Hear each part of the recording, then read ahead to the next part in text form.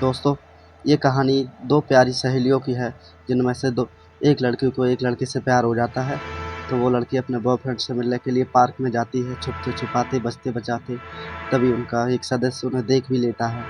तो क्या होता है उनके साथ, शुरू करते हैं आज की अपनी कहानी। रूपा और पलक दोनों अच्छी दोस्त थी। जो भी कुछ करती एक दूसरे को बता के करती थी।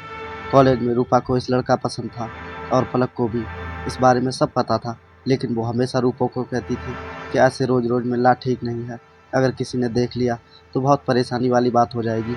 एक दिन जब रूपा ने विक्की को मिलने के लिए पार्क में बुलाया, तो शर्मा जी ने पलक को उस लड़के के साथ देख लिया और सब बातें पापा को बता दी।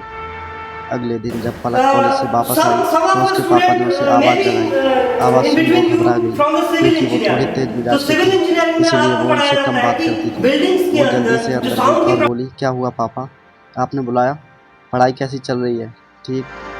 सुना है आजकल बहुत घूमती हो। घूमती नहीं हूँ पापा, मैं कहीं नहीं जाती। अच्छा, तो कुछ दिन पहले शास्त्री नगर के पार्क में क्या कर रही थी? ये सुन पलक की सांस अटक गई। आखिर वो ही हो गया जिसका डर था। कुछ नहीं पापा, मैं रूपा के साथ थी।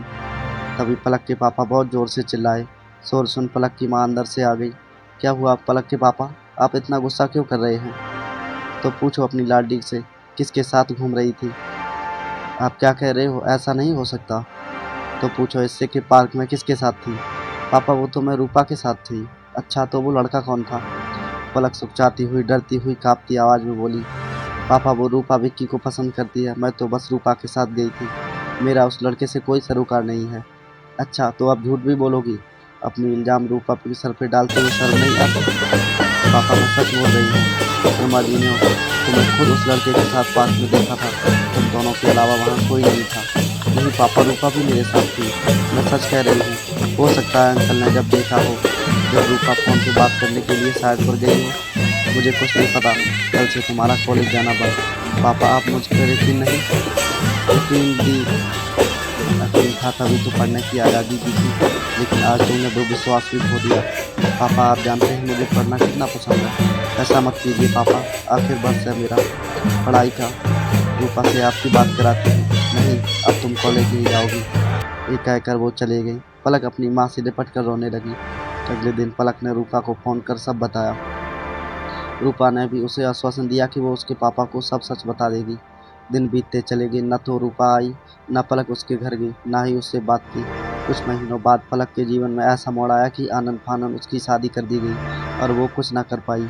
आज उसकी शादी को 1 साल हो गया है। वो छत पर बैठी आसमां को ताक रही थी कि तभी अमित आता है और पलक को शादी की सालगिरह के उपहार के तौर पर एक पेपर उसके हाथों में थमा देता है, जिससे पढ़ पलक को अपनी किस्मत पर यकीन नहीं होता।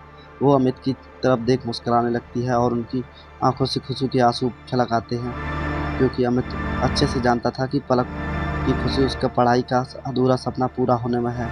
पलक ने भी अमित को गले लगा लिया, सालगिरह की मुबारकबाद दी और उसका शुक्रिया भी अदा किया। तब उसे एहसास हुआ कि सच में ज़िंदगी बड़ी अजीब है। वो कभी भी कहीं भी किसी भी मोड़ में दिखा सकती है।